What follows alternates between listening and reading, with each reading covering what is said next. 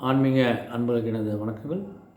ரிஷபராசி அன்பர்களுக்கான இந்த வைகாசி மாத பலன்கள் நம்ம பொது பலன் பார்க்குறோம்.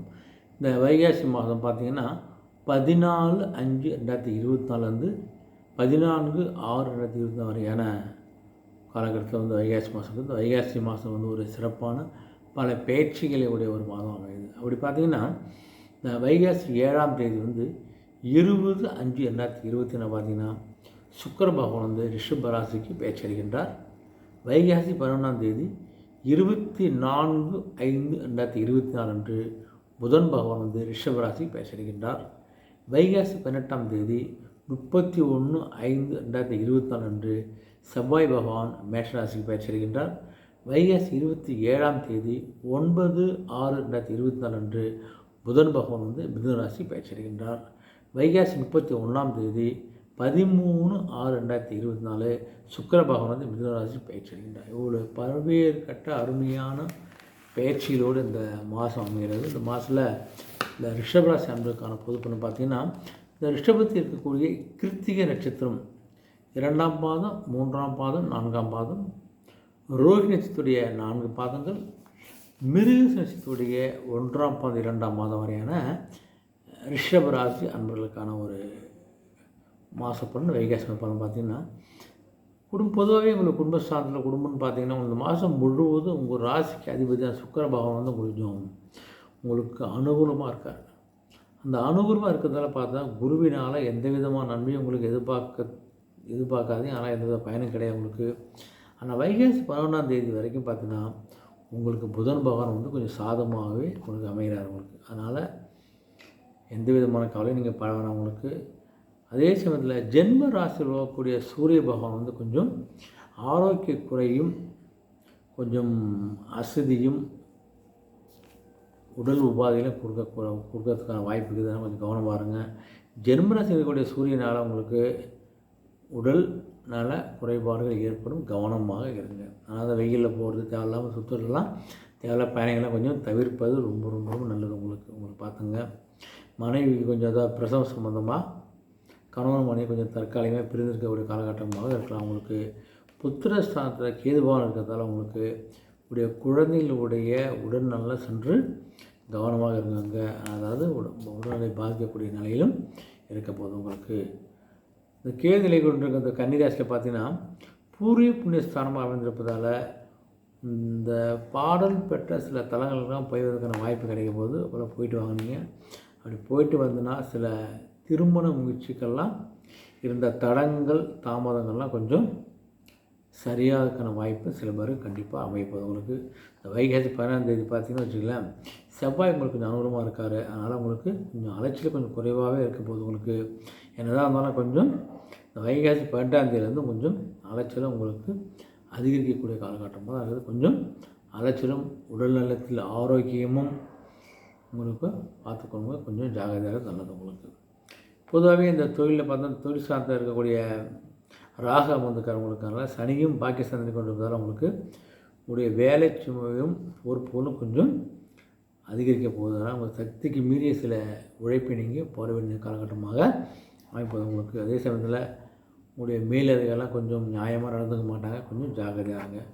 ஊதியில் கொஞ்சம் குறைவு ஏற்பட போவதனால வேறு நிறுவனத்துக்கு வேறு பணிக்க போகலாமன்ற எண்ணம் உங்களுக்கு கண்டிப்பாக இருந்திருக்க போது உங்களுக்கு. பணியில் ஒரு சின்ன தவறு ஏற்பட்டால் ரொம்ப பெருசுப்படுத்தக்கூடிய காலகட்டமாக இருக்கும். அதனால் நீங்கள் பணி சம்பந்தமான விஷயங்களை மிக கவனத்தோடு முன்னெச்சரிக்கை ரொம்ப ரொம்ப நம்மளுக்கு நல்லது உங்களுக்கு. உணர்ச்சிப்பட்டு பேசுவதையோ உணர்ச்சிப்பட்டு செயல்வதையோ நீங்கள் தயவுசெய்து தவிர்ப்பது ரொம்ப நல்லது உங்களுக்கு. இந்த மாதம் போது கொஞ்சம் கோபத்தை அடையக்கூட உணர்ச்சி வசப்படாமல் இருப்பது நல்லது உங்களுக்கு. சக ஊழியர் யாருன்னு சொன்னால் கொஞ்சம் அனுசரித்து விட்டு கூட்டு செல்வது நல்லது உங்களுக்கு. வெளிநாட்டு பணியாற்றக்கூடிய இந்த ரிஷபராசி பார்த்தீங்கன்னா கொஞ்சம் இதே காலகட்டம் இதே வித அவங்களும் இருக்கும். அங்கேயும் வெளிநாட்டு பணி செய்யக்கூட அனுப்பலாம். அந்த இடத்துலையும் கொஞ்சம் தேவையில்லாத பேச்சுக்களோ அப்படி சொல்லி பேச வேண்டாம். வேலையில் கவனமாக இருங்க. மேலே உங்களுக்கு எந்த சப்போர்ட்டும் பண்ண மாட்டாங்க. கொஞ்சம் கவனமாக விழிப்புணர்வு இருப்பது உங்களுடைய கடமை. ஜாக்கிரதையாக இருங்க உங்களுக்கு.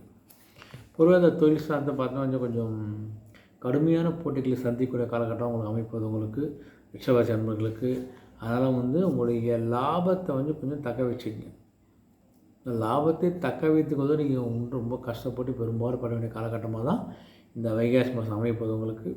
அதே சமயத்தில் கொஞ்சம் எக்ஸ்டெண்ட் பண்ணவே நம்ம தொழில் வந்து அபிவிருத்தி பண்ண போகிறோம், முதலீடு பண்ண போகிறோம், பிரான்ச் ஓப்பன் பண்ண போகிறோம், அந்த எண்ணங்கள் நீங்கள் எதாக இருந்துச்சுன்னா அது தயவுசெய்து நீங்கள் கொஞ்சம் தள்ளி போடுறது ரொம்ப நல்லது. உங்களுக்கு உங்களுடைய பார்ட்னருடைய கொஞ்சம் கருத்து வேறுபாடெலாம் வரக்கூடிய காலகட்டமாக உங்களுக்கு இருக்கும்போது உங்களுக்கு உற்பத்திக்கு அவசியமான மூலப்பொருள் விலையாக திடீர்னு அதிகரிக்கும். அதனால் சந்தை நிலவரத்தை கவனித்து மூலப்பொருள் வாங்குவதோ பொருள் உற்பத்தி செய்வதோ நீங்கள் முடிவெடுங்க.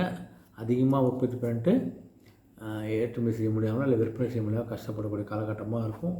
ஜாக்கிரதையாக இருங்க.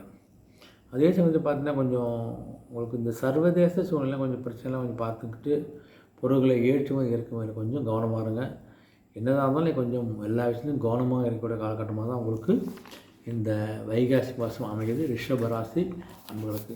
இந்த ரிஷபத்தில் இருக்கக்கூடிய மாணவர்கள் பார்த்தீங்கன்னு வச்சுக்கலாம், இந்த வைகாசி 10ஆம் தேதி வரைக்கும் உங்களுக்கு கல்விக்கு அதிபதியான புதன் பகவான் வந்து கொஞ்சம் அலுவலமாக இருக்கார் உங்களுக்கு. அதனால் நீங்கள் கல்வி சம்மந்தமான எந்த தடையும் இல்லாமல் சிறப்பாக இருக்கும். உங்களுக்கு மனசில் எதுபோல் தீவிரமாக கொஞ்சம் படித்தீங்கன்னா நல்ல மனப்பாடமும் நல்ல மெமரி பவரும் கண்டிப்பாக அதிகரிப்பது. உங்களுக்கு தேர்வு சமயத்தில் நல்ல பதில் வச்சு நல்ல மதிப்பெண்ணை பெறக்கூடிய காலகட்டமாக உங்களுக்கு அமைகிறது. அதாவது நீங்கள் எக்ஸாமை ப்ரிப்பேர் பண்ணியிருந்தீங்க, எது கொண்டிருந்தீங்கன்னா அது நல்லா ஒரு ஸ்கோர் பண்ணக்கூடிய வாய்ப்பு உங்களுக்கு பிரகாசம் உங்களுக்கு.